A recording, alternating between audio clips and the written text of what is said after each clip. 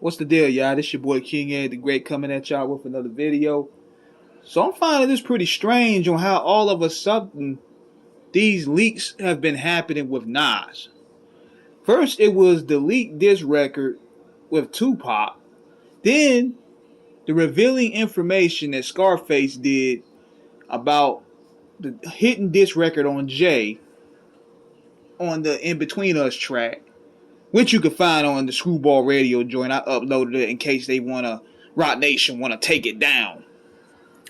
And now something else done leaked from an old interview that he did 20 years ago on Felon magazine has resurfaced and is shedding light on one of the most creative and competitive eras in hip-hop history. So I'm gonna read y'all some of it, man.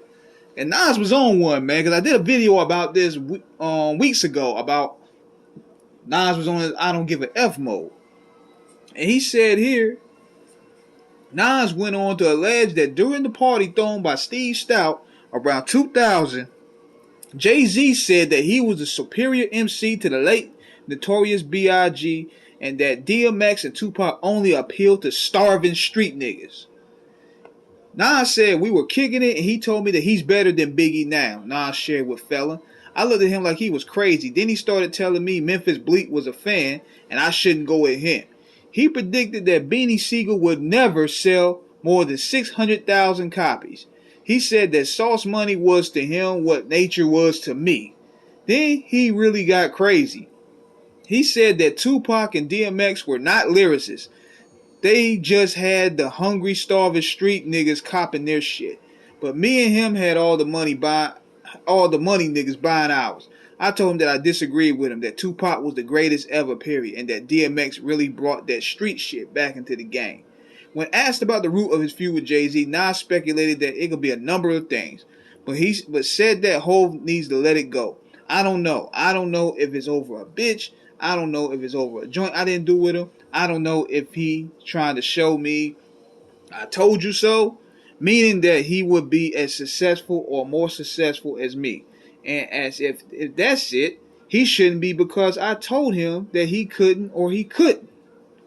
All I know is something really bothering him and he needs to address it, release it and get over it.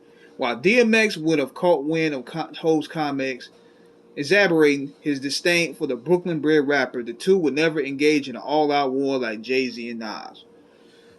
This is crazy, man, but we should have known how it was back then, because see, I lived through that era, and Nas was talking real greasy, and in this here, I believe it, because JayZ was on some extra cocky-ish back then. You couldn't tell that nigga nothing.